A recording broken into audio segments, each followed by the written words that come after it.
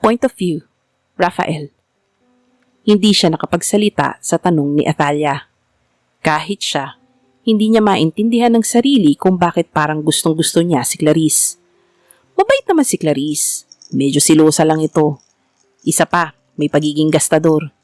Hindi naman ito humihingi sa kanya, subalit pakiramdam niya ay obligado siyang ibigay dito ang lahat ng nanaisin nito.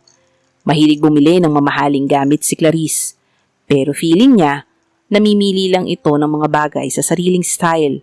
Sa sitwasyon niya, na obligado siyang magpakasal kay Athalia, pero nangako naman siya ng kasal kay Clarice, mas lalo niyang naisip na kawawa si Clarice sa sitwasyon. Nagka-boyfriend ka na ba? Balik tanong niya dito. Hindi pa. Hindi mo ako maiintindihan kung ganun. Bakit naman? Hindi mo pa na-experience magka-love life, kaya ganyan ka magsalita. Kapag dumating na ang oras na makilala mo ang taong para sa'yo, maiintindihan mo na ako. May mga bagay naman ako na o-observe dahil nagkaroon din naman ng love life ang mga kaibigan ko. Pero iba pa rin kapag sarili mong experience. Mas mararamdaman mo kasi yun. Tumingin ito sa may pintuan ng restaurant saka nagsalita. Na-in-love na rin naman ako. Talaga? Kanino? Wala. Matagal na kasi yun. Saka, ngayon eh. Narito naman ako kung kani-kanino pa siya nakatingin. Hayaan mo na kung sino man yun. Hindi marunong tumingin. Ang ganda mo na, ang bait pa. Tapos iba pa ang pinatulan. Iba din nga. Kaya nga, yun na lang din ang iniisip ko. Hindi bale, malalaman niya rin ako ang para sa kanya pagdating ng panahon. Bata ka pa naman. After 3 years, 28 ka pa lang. Marami ka pa makikilalang ibang lalaki dyan. Ikaw, halimbawa may nagkagusto sa akin, okay lang ba sa'yo habang kasal tayo? Yun lang. Hindi niya alam ang isasagot sa tanong. Papayag ba ako? Pwede kaya yun? Parang unfair naman na may love life ako tapos siya wala. Ikaw, gusto mo ba? Parang wala sa loob ang sagot niyang yun. Sino ba naman babae ang ayaw magka-love life? Gusto ko rin naman maging masaya. Paano naman ako sa panahong naglalambingan kayo ni Clarice mo? Anong gagawin ko? Panonoorin ko lang kayo? Sa bagay, maganda nga siguro yung ganun. Para at least para tayong nagdo-double date. Ihanap mo kaya ako. Tapos sabihin mo maghihiwalay naman tayo after 3 years. Baka sakaling makakalimutan ko yung first love ko. Wala na naman akong tropa na binata maliban kay Arvin.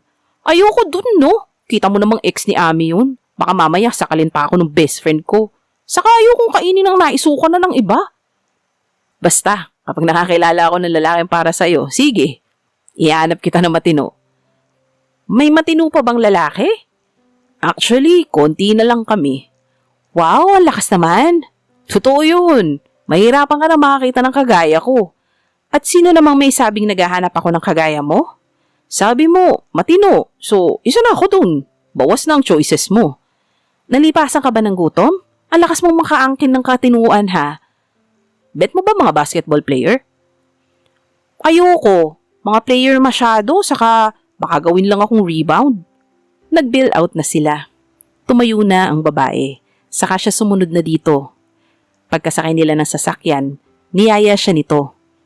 Mag-bar tayo? Yaya nito sa kanya. Sure, matagal na akong hindi nakakapag-bar. Doon tayo sa hindi tayo kilala, saka sa bandang norte para malayo sa pang-amoy ng jowa mong nagger. May napuntahan na kami ni Arvin doon. Maganda din doon. Artista ang may-ari, saka walang pakialam ang bawat grupo. Bawal doon ng magulo. Sige, doon tayo. Pinaandar ng lalaki ang sasakyan. 1 oras lang halos ang papunta doon. Maaga pa naman. Ngayon lang sila magbabar na silang dalawa lang ang magkasama. Liblib ang lugar na yon.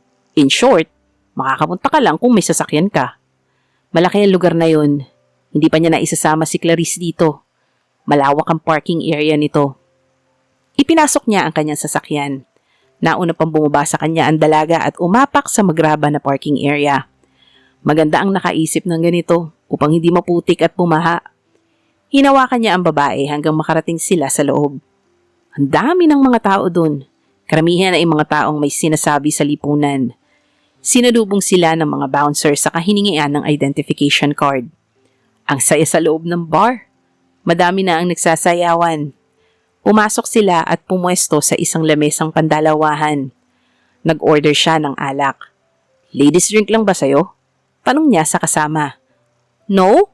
Hard, syempre. Umorder siya ng Macallan Lalique Scotch. Saka 2 baso. Ibinigay niya ang kanyang VIP card para ma-swipe na agad ang bayad. Pagdating ng order nila, may free na itong ilang klase ng pulutan. Agad siyang naglagay ng yelo sa baso saka sinalina ng alak. Inabot niya to sa babae. Wow! Macallan! Ang mahal nito ah! Gulat na gulat ang babae. Sabay tayo inom. Sigaw niya dahil sobrang lakas ng tugtugan. Sir, card niyo po. Inabot sa kanya ng waiter ang kanyang card. Salamat. Kinuha niya ito saka ibinalik sa wallet. Ang ganda dito! Bumalik tayo dito minsan, sabi ni Atalia na panay ang sayaw sa harapan ng lamesa nila. Miss, may I have this dance? Isang lalaki ang nagtanong kay Atalia kung pwedeng isayaw. Pwede? Hingi nito ng permiso sa kanya. Sure. Tinaas niya ang kanyang baso, tanda ng pagsang-ayon. Nagmamadaling sumama si Atalia sa lalaki at humataw sa dance floor. Magaling kumanta ang babae. Pero hindi niya alam na magaling din pala itong magsayaw. Bawat talsik ng balakang ng babae ay napapalingon ang mga katabi nito sa dance floor. Hanggang pinalibutan na ito ng mga kasayaw niya ng mga taong nanunood sa kanila. Magaling ding sumayaw ang lalaki, halatang dancer. Hindi naman nagpatalo si Atalia dito. Ginalingan din nito ang pagsayaw. Pagkalipas ng 3 tugtog, nagpalakpakan ang mga naroroon. Nagbaw pa si Atalia at ang lalaki habang magkahawak ng kamay. Inihatid ng lalaki si Atalia sa tabi niya. Salamat, sir. Ang galing mo, Atalia. Nakipag-fist bump pa ito sa dalaga. Salamat. Ikaw din. Sobrang galing mo. Kumaway pa ito sa kapartner. Hindi ko alam na sumasayaw ka pala. Sabi niya dito. Wala ka naman talagang ayatang alam sa akin. Napailing ito. Siya tayo? Sinalinan ulit niya ito ng alak sa baso. Nag-toast pa sila bago inumin ng alak. Gumuhit ang init sa kanyang lalamunan. Tumunog ang sweet music. Halika! Hinila niya ang babae sa gitna na hindi na nakapalag. Tayo naman ang magsayaw. Point of view. Atalia. Hinila siya ni Rafael sa dance floor. Inilagay nito ang kanyang mga kamay sa balikat ng lalaki. Saka ito humawak sa bewang niya. Ramdam niya ang init ng palad nito na nakadampi sa kanyang balat. Sa lamesa nila siya nakatingin. Ayaw niyang tingnan ng lalaki. Saan ka ba nakatingin? Tanong nito sa kanya. Sa lamesa natin. Baka mawala yung inumin natin. Mahal pa naman yun. Pagsisinungaling niya. Pero ang totoo, hindi niya matagalan ang nakakapasong tingin ng lalaki. Hindi mawawala yan. Ngumiti ito. Kumusta yung sayo mo kanina? Mukhang nag-enjoy ka. Sobra. Pag nagbabar kami ni Ami, mostly inom lang kami. Hindi kasi marunong sumayaw yun. 1 minuto pa ang lumipas. Inaya na siyang umupo ng lalaki. Halika na, ubusin na natin ang alak. Tara. Nauna pa siyang tumakbo sa lamesa. Para sa atin, itinaas ni Rafael ang baso matapos salinan. Yes, despedida sa ating dalawa. Itinaas din niya ang kanyang baso. Oy! Oy! Oy! Oy! Sigawan ng mga nasa bar counter. Ano yun? Tanong niya. May drink challenge doon. Sumali tayo! Tumakbo siya at pumunta sa umpukan. Kaya mo ba yan? Nagmamadaling sumunod sa kanya si Rafael. Easy! Sagot niya. Mga lalaki ang naglalaban. Unahang maubos ang 20 shot ng scotch sa shot glass. Mataas ang tagay nito. Wala halos makaubos. Hanggang 16 lang sumusuko na ang mga ito. May taya ang nagaganap sa mga sasali. Ang pot money ay 200,000. 5,000 ang ilalabas. Ano? May sasali pa ba? Tanong ng host ng session. Ako! Ako! Nagtaas siya ng kamay. Napalimot sa kanya ang mga naroroon. Kahit si Rafael ay hindi makapaniwala na sasali siya. Inalis niya ang bag at sinabit sa liig ng kasama saka hinubad ang kanyang blazer. Napawaw ang karamihan sa ganda ng kanyang katawan. Miss Beautiful, kakayanin mo ba? Tanong ng host. Yes naman, kaya ko yan. Mayabang niyang sagot. Bueno, etong rules. Magbibigay ka ng 5,000. Kapag naubos mo yan, ang 5K mo, magiging 200,000. Nagpalakpakan ang mga nanonood. Pero pag naubos mo yan sa loob ng 1 minuto, Gagawin kong 500,000 ang mapapanalunan mo. Naghiyawan na naman ang mga nanonood. Are you ready? Yes! Sigaw niya. In 3, 2, 1, go! Inumpisahan niya ang pag-inom. Sanay siya sa alak. Mataas ang alcohol tolerance niya. In short, matagal siyang malasing. Kalahati kaagad ang nainom niya sa loob ng 15 segundo. Wow! Humahangang sabi ng audience. In 40 seconds, dahan-dahan niyang ininom ang pang-20 shot at dinilaan ang butas ng baso. Kitang-kita niya ang panlalaki ng mata ni Rafael. 500,000! Sigaw niya. Umugong ang malakas na kantsawan at palakpakan. Hindi makapaniwala ang mga naroroon na nanunood. Nagsisigawan ng mga ito. Miss, can I take you home? Girl on fire! Sigawan ng mga naroroong lalaki. Sorry boys, I'm getting married. Tinaas niya ang kamay na may singsing. Wow, swerte naman. Sayang, di na pala dalaga. Ang galing mong dumila. Nagkatawanan ang mga naroroon. Iniabot sa kanya ng host ang isang bundle ng 500 piso. Miss, bakit ang galing mong dumila? Uminom pala. Interview ng host sa kanya. Babaeng bar ako. Congratulations. Aanhin mo ang napanalunan mo. Ipon ko para pag naghiwalay kami, may pera ako. Hindi pa kasal, hiwalay agad. Ako na lang miss ang asawahin mo. Sigaw ng mga naroroon. Pumila lang kayo guys. Biro niya. Lumapit na siyang medyo sumusuray kay Rafael. Inalalayan siya ng lalaki. Ang lakas mo palang uminom. Sabi nito sa kanya. Sanay lang. Medyo nahihilo na ako. Sabi niya. Ang init. Sir, tawag ng isang waiter. Ito daw po. Isang box ang iniabot ng lalaki kay Rafael. Napatda ito pagkakita. Bumulong pa ang waiter. Ano yan? Tanong niya. Wala to. Halika na, iuwi na kita. Sabi nito. Ayoko pang umuwi. Sagot niya dito. Kailangan na nating umuwi, ngayon na. Hinihila siya ng lalaki. Ayoko pa nga iinom pa ako. Hinawakan niya ang alak na inorder nila at sa mismong bote uminom. Alika na! Binuhat siya ng lalaki sa balikat nito. Ang mukha niya ay nasa likuran ng lalaki. Hawak nito ang kanyang mga hita. Alis na ako guys! Paalam niya sa mga nadadaanan nila. Bye beautiful! Paalam ng mga lalaking nadadaanan nila. Bye guys! Kinawayan niya pa ang mga ito. Pagdating nila sa sasakyan, ibinaba siya ng lalaki. Binuksan nito ang pinto. Inom tayo, guys! Tinaas niya ang alak na nakabote. Alika na. Hinawakan siya ni Rafael sa kamay, saka inalalayang makaakyat. Kinailangan pa nitong itulak siya sa puwet para makasampa. Hawak pa rin niya ang alak na iniinom. Tinutungga niya ito sa bote. Uwi na ba tayo? Tanong niya. Oo, tigilan mo na nga ang pag-inom. Inagaw nito ang bote. Bakit? Akin na!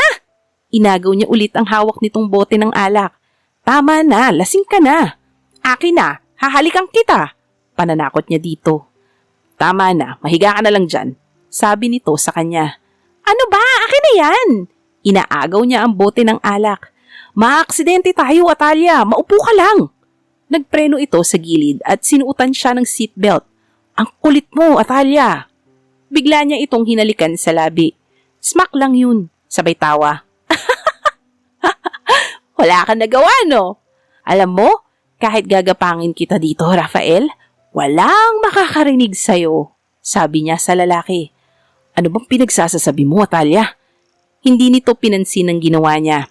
Hinawakan niya ito sa mga pisngi at saka hinalikan ulit sa mga labi. Natigilan si Rafael sa ginawa. Good night! Sabi niya dito. Sa kanya ipinikit ang kanyang mga mata. Hindi na niya nakita ang mata ng lalaki nang nakatitig sa kanyang muka.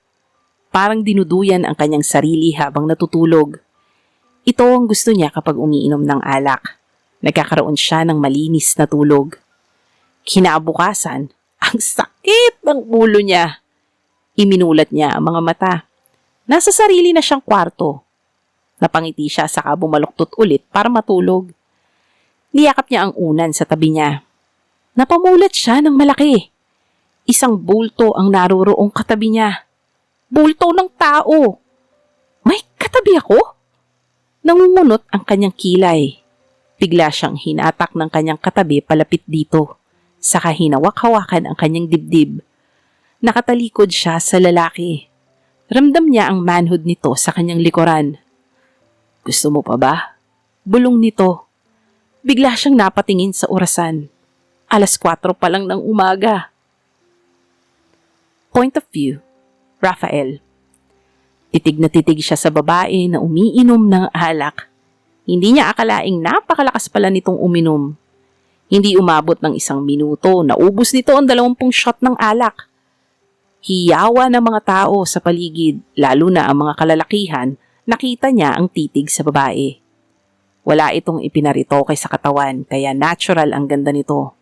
Ang pagkajali nito at pagsakay sa mga jokes ang lalong nagpapaganda ng tingin niya sa babae. Medyo nakukonfuse na siya sa sarili niya kung bakit may mali siya niya na itong tingnan, samantalang parang nakababatang kapatid niya lang ito. Nagigilty tuloy siya na parang pinagnanasaan niya to. Ang alam niyang spot nito sa puso niya ay pagtingin lamang ng isang kuya.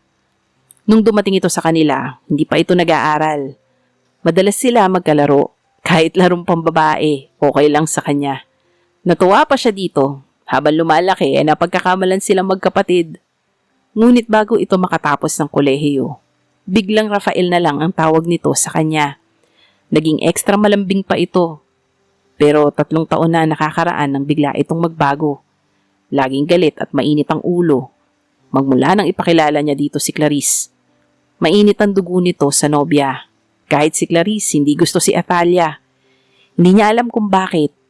May mga tao siguro talagang kahit walang ginagawa ang isang tao ay kinaiinisan. Alika na.